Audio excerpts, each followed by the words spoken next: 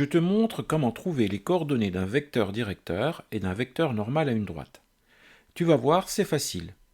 Je t'ai préparé un joli diaporama pour te montrer ça. Avant de regarder la correction, tu peux mettre en pause ou télécharger la fiche d'exercice avec le lien que tu as dans la description. Première question. On veut un vecteur directeur de la droite QH. Alors, est-ce que tu saurais trouver un vecteur directeur de la droite QH? Alors là, c'est pas bien compliqué. La réponse, c'est QH. Alors, je t'explique quand même pourquoi. Parce que quand tu as une droite, eh bien, un vecteur directeur, donc ici je l'ai appelé petit u, eh bien, tu vois, c'est un vecteur qui est dans la même direction que la droite.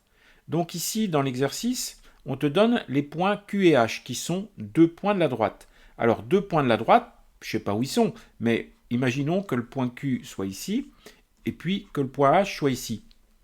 Eh bien, si tu fais le vecteur QH, c'est bien un vecteur directeur de la droite. Donc, on va calculer les coordonnées du vecteur QH. Alors, les coordonnées du vecteur QH, je te rappelle la formule qui permet de les obtenir. QH, le point qui est en deuxième position, c'est le point H. Donc, tu vas faire abscisse de H moins abscisse de Q. Pour les ordonnées, c'est pareil. Tu fais l'ordonnée de H moins l'ordonnée de Q. On remplace par les valeurs. L'abscisse de H, elle est ici, c'est 7, moins. L'abscisse de Q, moins 5, donc ça va nous faire moins 5. L'ordonnée de H, c'est moins 4, on écrit moins 4, moins.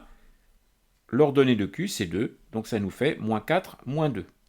On effectue les calculs, et ça nous donne 7 moins moins 5, 7 moins moins 5, ça fait 7 plus 5, ça fait 12, et moins 4 moins 2, ça nous fait moins 6.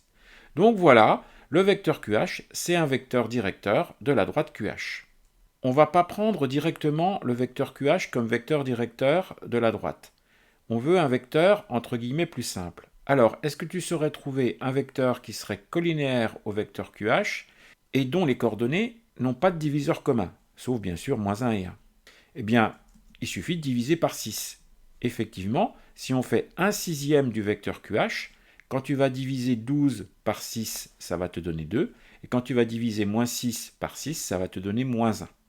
Donc, on va plutôt prendre comme vecteur directeur de la droite le vecteur U de coordonnées 2, moins 1. Alors, maintenant, il faut qu'on trouve un vecteur normal à la droite QH. Alors, est-ce que tu as une idée de la façon dont on va pouvoir procéder? Eh bien, un vecteur normal à la droite QH, ça sera un vecteur orthogonal au vecteur U qu'on vient de déterminer ici. Alors, je t'explique pourquoi. Parce que quand tu as ta droite avec un vecteur directeur, un vecteur normal, c'est un vecteur qui est dans la direction orthogonale à la direction du vecteur U. Par conséquent, puisqu'on a ici un vecteur U, eh bien, il va falloir qu'on trouve un vecteur n qui sera orthogonal au vecteur U. Est-ce que tu serais capable de faire ça? Est-ce que tu serais capable, à partir des coordonnées ici du vecteur U, de trouver des coordonnées d'un vecteur n qui est orthogonal à U? Eh bien, on peut prendre le vecteur n de coordonnées 1, 2. Alors, je t'explique comment on a fait pour arriver à ce vecteur. Tu vois ton vecteur U. Tu prends son ordonnée et tu la mets en abscisse. Alors, pas tout à fait, tu la mets en abscisse en l'opposant. Donc, tu avais moins 1 comme ordonnée du vecteur U, tu mets plus 1 comme abscisse du vecteur n. Ensuite, tu prends l'abscisse du vecteur U et tu la mets en ordonnée. Alors là, par contre, tu ne changes pas le signe. Tu la laisses comme ça, tu obtiens un vecteur qui va être orthogonal au vecteur U, et donc ça sera un vecteur qui sera normal à la droite.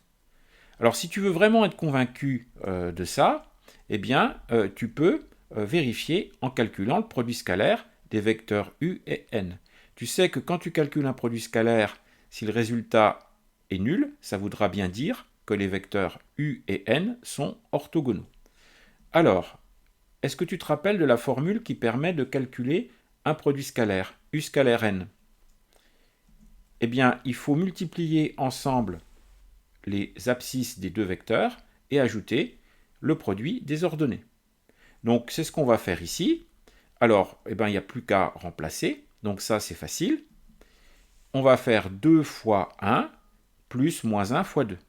Et puis là, tu vois bien que quand tu fais ce calcul, Eh bien 2 fois 1, 2, moins 2, 2 moins 2, ça fait 0. Donc puisque ça fait 0, ça veut bien dire que le vecteur u et le vecteur n sont orthogonaux.